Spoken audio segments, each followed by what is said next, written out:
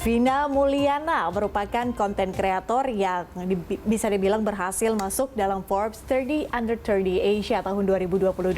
Nah, di tengah kesibukannya sebagai pegawai BUMN, ia pun menyempatkan diri untuk berbagi tips seputar dunia karir. Bagi pengguna media sosial, khususnya TikTok, sebagian dari kalian sudah tak asing dengan sosok yang satu ini. Ya, Vina Mulyana. Ia adalah seorang kreator konten yang telah menginspirasi dan memotivasi banyak orang berkat konten yang dibuatnya di media sosial. Ia fokus membuat konten seputar karir seperti tips membuat kurikulum vitae atau CV, resume, dan cara masuk ke badan usaha milik negara atau BUMN seperti dirinya. Karena kontennya yang menarik terutama untuk para pencari kerja, tak heran per 28 Oktober 2022, Vina telah memiliki 4,9 juta followers dengan 95 juta lebih likes di TikTok. Berkat konten inspiratifnya juga, perempuan yang pernah jadi reporter bisnis selama 3,5 tahun ini berhasil masuk Forbes 30 Under 30 Asia tahun 2022. Selain itu, ia juga berhasil membawa pulang Piala TikTok Award 2021 kategori Best of Learning and Education. Ya, luar biasa sekali sosok yang satu ini. Nah, seperti apa pemirsa, kira-kira sosok yang 2 kali masuk dalam majalah Forbes ini bisa memberikan banyak ilmu seputar dengan karir. Kita sudah terhubung langsung dengan yang bersangkutan yaitu Mbak Vina Mulyana. Selamat pagi Mbak Vina. Selamat pagi Mbak Per. Selamat pagi. Oke, kabar baik, puji Tuhan. Mbak Vina, ini luar biasa ya. Kalau saya berbicara soal Mbak Vina, mungkin yang pertama kali terpikirkan adalah sebagai konten kreator begitu ya. 2 kali, ini bukan cuma sekali ya, tapi 2 kali kemudian masuk dalam 30 Under 30 Forbes Asia begitu ya. Mungkin bisa diceritakan Mbak Vina secara singkat, sebetulnya bagaimana sih perjuangan Mbak Vina kemudian hingga bisa mendapatkan atau masuk dalam salah satu dari 30 bisa dikatakan anak muda begitu yang paling inspiratif. Iya, jadi semua berawal Mbak Pet dari 2021 ketika pandemi. Jadi ketika pandemi seperti yang kita ingat ya, saat itu semua orang harus berada di rumah saja. Jadi karena saya juga pekerja kantoran, harus di rumah aja, jadi pengen untuk bisa punya kesibukan lain dan hiburan lain. Akhirnya ketemulah sama satu aplikasi ini namanya TikTok yang di dalamnya itu saya download karena saya merasa banyak video-video lucu. Entah kenapa, gimana caranya, aplikasi ini juga bisa mengidentifikasi saya sebagai salah seorang pekerja kantoran. Jadi banyak tuh video-video tentang dunia korporat gitu ya masuk ke profile atau for you page kalau namanya di TikTok. Dan salah satu video yang masuk ke FYP saya juga itu adalah video-video tentang curhatan para pencari kerja waktu pandemi. Jadi kalau misalnya kita ingat-ingat kembali di tahun 2021 semua bisnis lagi slow down dan itu juga merupakan salah satu momen terberat ya bagi para pencari kerja untuk bisa mendapatkan profesi impiannya. Karena saya pernah berada di posisi itu dan saya juga sekarang berprofesi sebagai seorang HRD atau divisi personalia gitu ya di BUMN, saya merasa saya itu bisa memberikan solusi atau tips dari permasalahan yang mereka hadapi. Ya sudah, berbekal pengalaman saya juga jadi jurnalis gitu ya, saya juga ex-jurnalis 3,5 tahun waktu itu di media. Akhirnya saya mulai buat konten di media sosial sejak Februari 2021 dan konten saya diterima dengan baik. Ya sudah, akhirnya the rest is history. Oke, jadi memang awal karirnya itu sebagai konten kreator di tengah pandemi waktu itu ya Mbak Vina ya. Tapi Mbak Vina sendiri pernah tidak sih kemudian merasakan kok ini susah banget nih nyari kerjaan nih sebelum mungkin jadi konten kreator ya? Pernah. Jadi memang bagi teman-teman juga yang juga mengikuti saya ya di beberapa platform media sosial, saya juga suka cerita kenapa kemudian saya itu juga pernah berada di posisi pencari kerja yang susah cari kerjaan. Jadi walaupun sekarang saya berkarir sebagai seorang HR, saya itu lulus S1-nya bukan dari jurusan manajemen, bukan dari lulusan psikologi, bukan dari lulusan manajemen sumber daya manusia. Lulusan saya adalah S1 dari pertanian. Jadi sangat berbeda sekali gitu ya.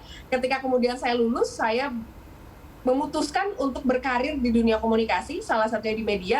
Baru setelah itu saya switch karir di HR. Jadi perjalanan karir saya yang juga nggak mulus dan pun penuh turbulensi itu saya jadikan inspirasi sebagai sebenarnya Mbak Pet itu ya, untuk bisa membuat konten bagi teman-teman yang ada di luar sana. Dan ternyata yang saya temukan adalah ini juga merupakan survei yang waktu itu sempat dilakukan. Memang 70% dari mahasiswa di Indonesia itu merasa salah jurusan gitu. Jadi saya juga merasa bukan orang pertama gitu yang jadi mahasiswa yang kuliahnya apa, kerjanya apa gitu. Akhirnya saya merasa bahwa video-video, konten-konten yang saya buat, saya pengen untuk bisa menjadi solusi atas permasalahan tersebut, gitu kira-kira.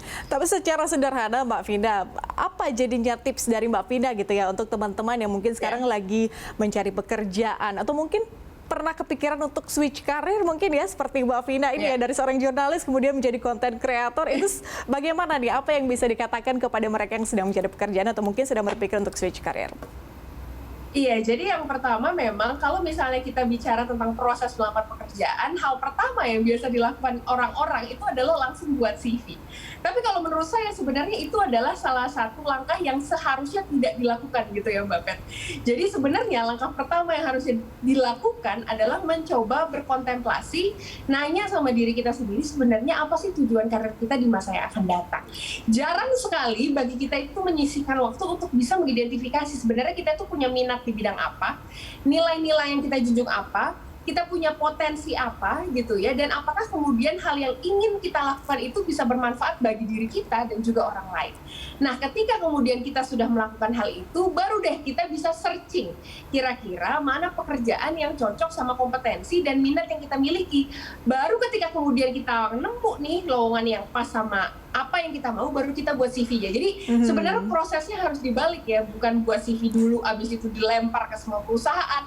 Yang dimana menurut saya itu adalah salah satu cara PDKT quote on quote ke perusahaan yang tidak terlalu efektif, tapi prosesnya harus dibalik. Jadi kita harus tahu dulu diri kita kayak gimana, kita harus tahu kebutuhan perusahaan seperti apa, baru kita buat CV-nya. Gitu kira-kira Mbak.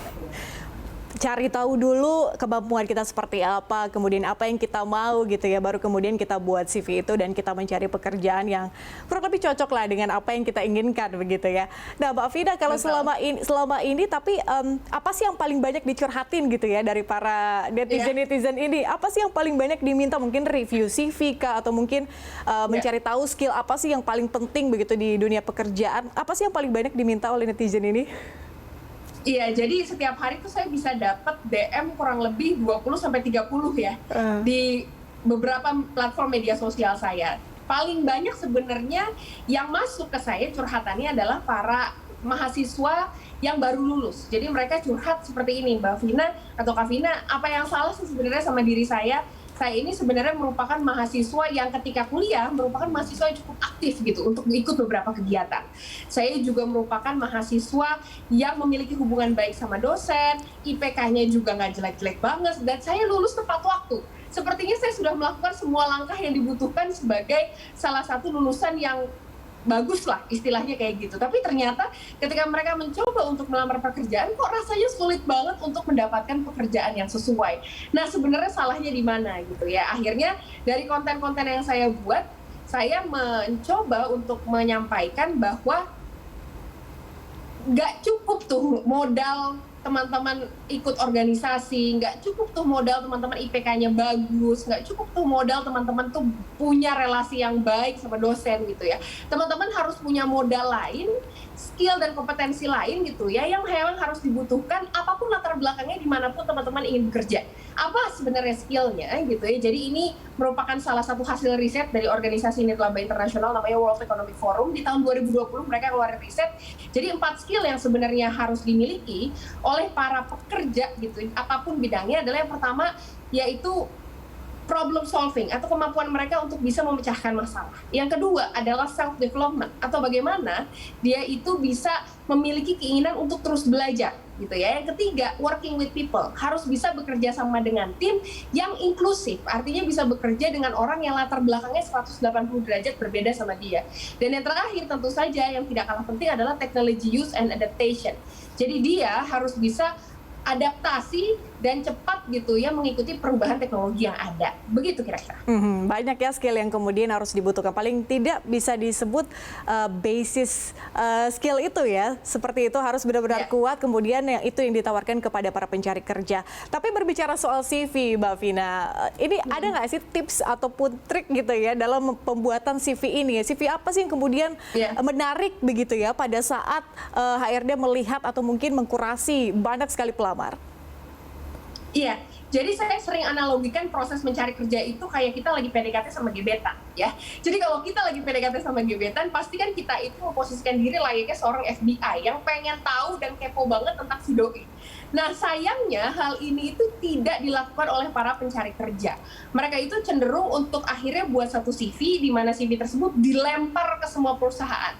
Nah, kalau dianalogikan kayak PDKT, itu PDKT-nya nggak lewat DM, tapi lewat toa masjid gitu ya, tidak efektif dan efisien. Jadi kuncinya kalau kemudian teman-teman ingin buat CV adalah yang pertama, personalisasi. Penting kemudian bagi kita untuk bisa paham sebenarnya perusahaan ini tuh maunya apa. Dia itu sukanya apa, dan kemudian kita itu bisa menjawab profil yang dia inginkan di dalam CV tersebut. Yang kedua, kita juga harus membuat CV itu secara profesional, baik tampilan maupun isi yang ada di dalamnya. Yang terakhir, yang membuat dan menurut saya CV itu jadi powerful ya, atau bisa memikat para recruiter ataupun user yang nanti di tempat teman-teman melamar adalah ketika teman-teman menuliskan quantifiable result atau hasil dan dampak yang terukur atau legacy dari apa yang sudah pernah dilakukan sebelumnya, baik saat kuliah ataupun para profesional muda, profesional yang memang sudah berkarir sebelumnya. Mbak Vina, tapi selama ini dengan banyaknya tips begitu yang Mbak Vina berikan lewat akun media sosial Mbak Vina, sering tidak sih kemudian ada yang mengucapkan terima kasih ke Mbak Vina karena dengan tips and triknya dari Mbak Vina ini mereka bisa mendapatkan pekerjaan begitu ya. Dan terakhir Mbak Vina, harapan kemudian juga rencana dari Mbak Vina ke depan ini akan seperti apa setelah sukses menjadi content creator, masuk dalam 30 Under 30 Forbes, apa yang akan dilakukan ke depannya? Iya, jadi pasti banyak ya Mbak. Setiap hari itu saya lihat komentar-komentar yang saya dapatkan, berbagai cerita dan komentar yang bisa menggugah hati, yang bisa membuat saya tuh punya purpose gitu untuk melakukan apa yang memang saya lakukan saat ini ya. Saya masih kerja full time sebagai seorang pegawai BUMN. Di waktu senggang saya, ketika saya selesai ngantor, ya saya buat konten. Purpose-nya bukan untuk dapat likes, bukan untuk ditonton banyak orang, tapi akhirnya adalah untuk membantu mereka. Karena mungkin banyak dari teman-teman online saya atau audiens dari media sosial ini yang tidak bisa mendapatkan informasi ini karena keterbatasan situasi yang ada. Gitu. Jadi saya ingin media sosial saya, platform yang saya punya itu bisa digunakan sebagai cara mereka juga untuk belajar. Yang kedua, harapannya tentu saja saya merasa bahwa semua penghargaan, rekognisi yang saya dapatkan itu merupakan pengingat saya untuk selalu bisa memproduksi konten-konten yang bermanfaat bagi semua orang. Jadi ke depannya saya juga pasti akan selalu konsisten ya, menasbihkan diri saya untuk selalu konsisten bikin konten gitu. Yang kedua, saya juga di tahun ini dan di tahun depan pengen coba untuk melebarkan konten saya ke beberapa kolaborasi dengan kreator-kreator lain. Karena kalau misalnya kita mau progresnya cepat ya memang kita bisa sendirian. Tapi kalau misalnya kita ingin progresnya itu besar dan impact-nya lebih masif ya kita harus jalan bareng-bareng. Jadi saya berencana untuk bisa kolaborasi sama beberapa kreator lain di beberapa platform. Baik Mbak Vina, sukses selalu dengan rencana-rencananya, harapan-harapan ke depannya, sukses selalu dengan pekerjaan sebagai pegawai BUMN, sebagai konten kreator, dan juga tetap menginspirasi anak muda tentunya yang ingin mencari pekerjaan. Terima kasih sekali lagi Mbak Vina sudah bergabung bersama kami di Berita Satu Pagi.